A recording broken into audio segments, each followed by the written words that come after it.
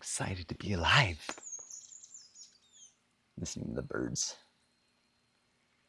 Anyways, as a yoga practitioner, this technique of Uddiyana Bandha and Nali Kriya, which are traditional techniques from Hatha Yoga, I began incorporating these two practices about 11 years ago, and it was just a game changer. Like a lot of the videos that I record in terms of practice here on this channel, we are incorporating Uddiyana Bandha in some form. And in this video, I want to talk a little bit about my own results in this process. I think one of the things that I feel inspired to do as a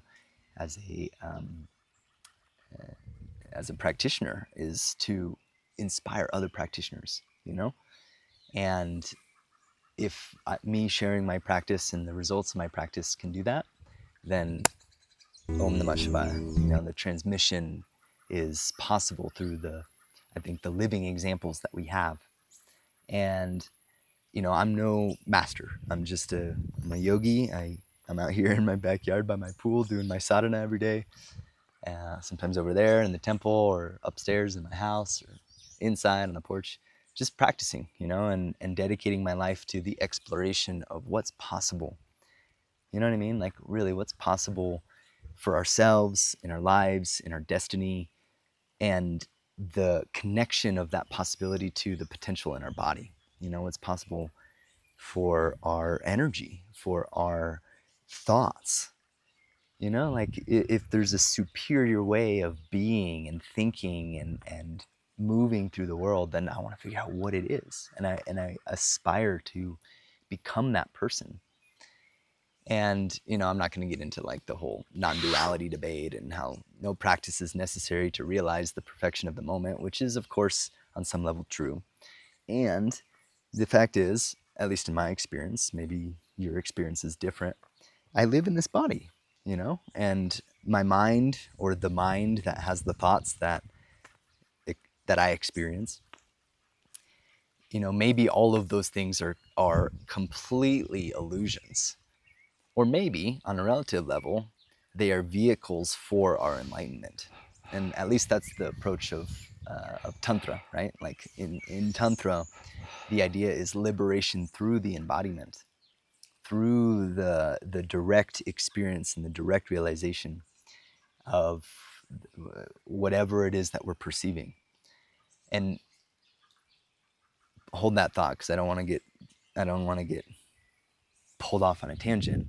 But getting back to the energetics of practice and sharing some of my own results, my own experimentation and the conclusions that I've come up with, purely in the hope that someone out there who's watching, maybe yourself, who is also a yoga practitioner, can glean from this some of that energy, and some of that inspiration, so that the light of consciousness, which we are all of, can continue to shine through us, and that, at least in the tradition of Hatha Yoga, which is a kind of a subsidiary methodology of Tantra, which again, I won't get into a side quest on how Hatha Yoga is actually Tantrik Hatha Yoga, but you can check out other videos on my channel if you're interested.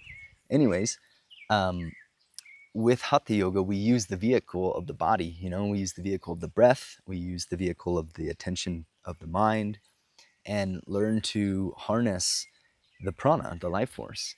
And this is why breathwork is a little bit, I make a distinction personally between breathwork and pranayama, because in pranayama, we're working with the life force, right? The life force is carried by the breath. And so this is a subtler, less tangible component of the deepening of yoga practice, working with energy, working with the energetics, which then is where we come to bandha, right? And there's a saying that I really love, and it's that there can be no pranayama without kumbhaka, and there can be no kumbhaka without bandha. So if you're following this and you've heard these terms, of course, pranayama is the fourth limb of yoga, and the definition that we work with is that it is the restraint or the control of the life force, which leads to pratyahara, the internalization of the senses, and so on and so forth. Which all of this, we're talking about energy management in some way, or building a relationship to this thing that we're calling prana. And kumbhaka is the term given to breath retention, but rather than thinking of holding the breath or gripping or like forcefully restraining the breath, we think of more like filling a vessel, because that's what the word kumbh, the root of the word kumbhaka, means vessel.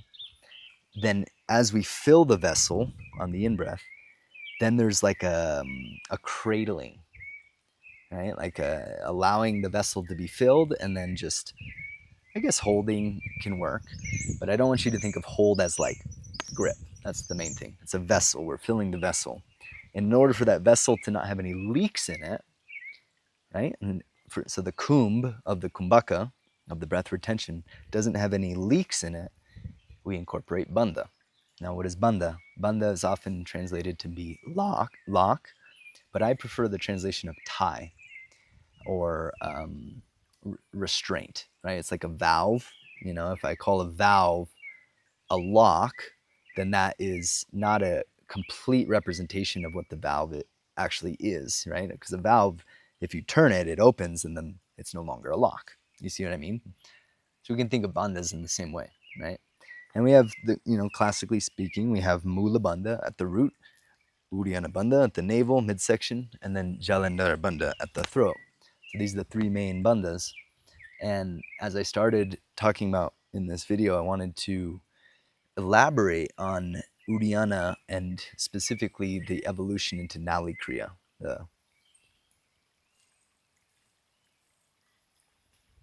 Right? And so I'm gonna do a video over, and I'm gonna talk about what I'm doing in this video, so that you can watch and I can explain some of the things, like some of the nuances of the development of this practice. So I'm gonna do that now, and then we'll get back. Okay, so check it out. I am finishing with dynamic portion of breathing. You see, stick the tongue out. Tongue is out, and then I go into Uddiyana, sucking the navel in. I'm pressing my fingers down. I'm spreading into my legs. And once that's established, I go into the rolling, where I'm isolating side to side. I'll switch after a certain number of repetitions.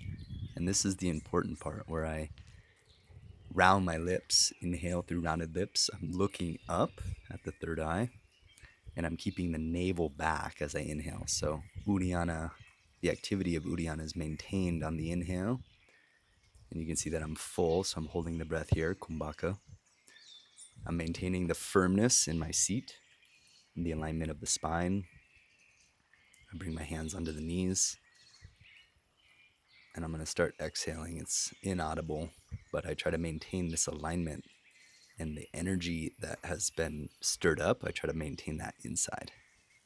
So that's, as you can see, there's nuances to that practice.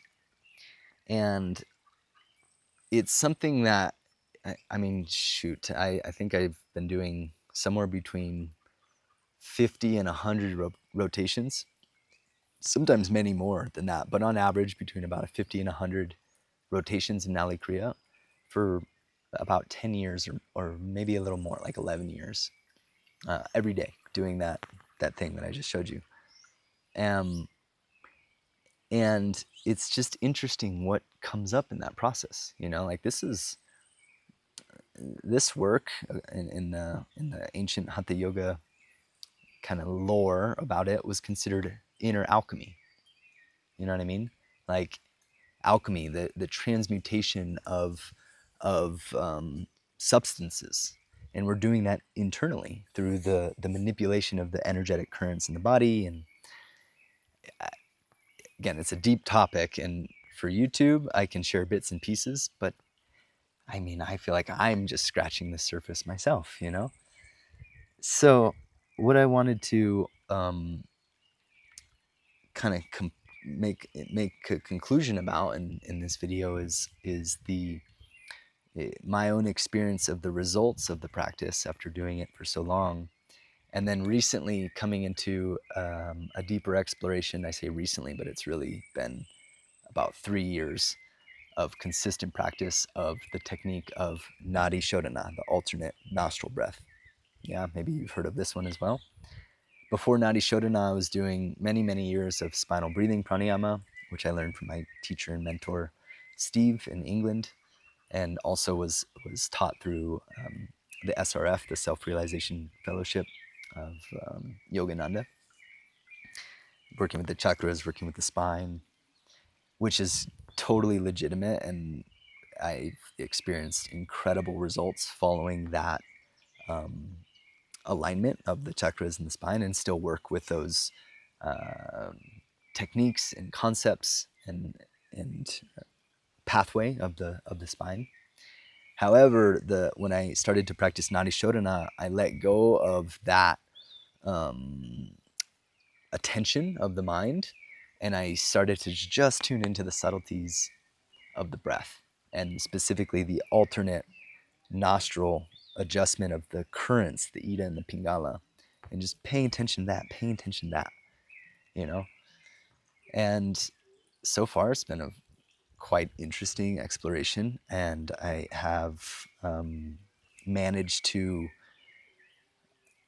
arrive at some pretty lengthy ratios and deep practices.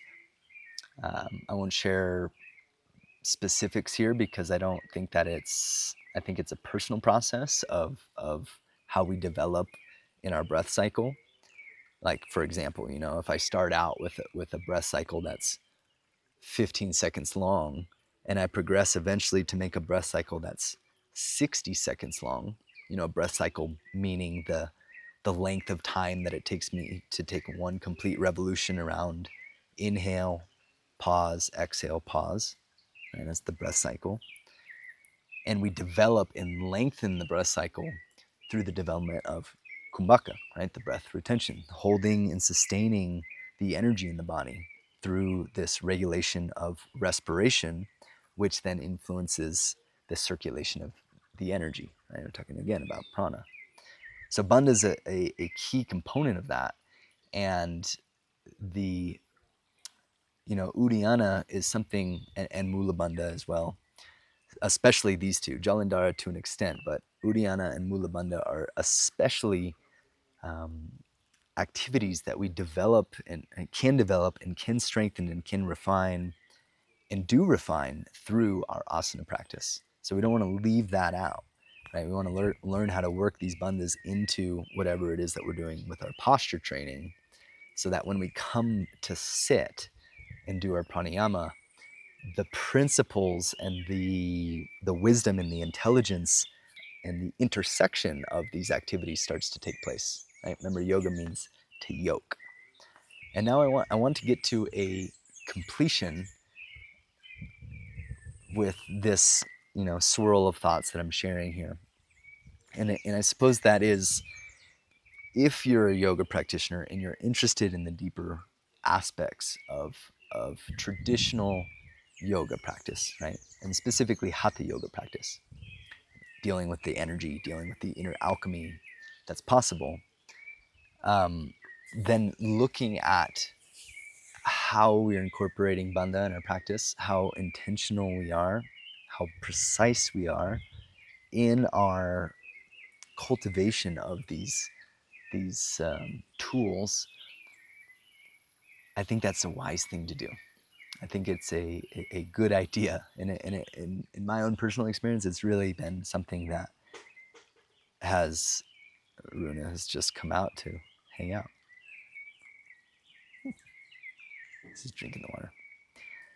Anyways, in my personal experience, the continual exploration of bandha has only enriched and supported and enhanced both my asana practice, my vinyasa practice, the physical practices that I do, but especially my pranayama and meditation practices. They all weave together. So I hope that this inspires you to continue to deepen in your sadhana, explore in your sadhana, and work with yeah, work with the possibility, work with the potential that's there and is stored inside of us, and start to, I don't know, unleash some of that potential maybe. Okay, that's all I got. Om Namah Shivaya. Happy practicing. See you guys next time.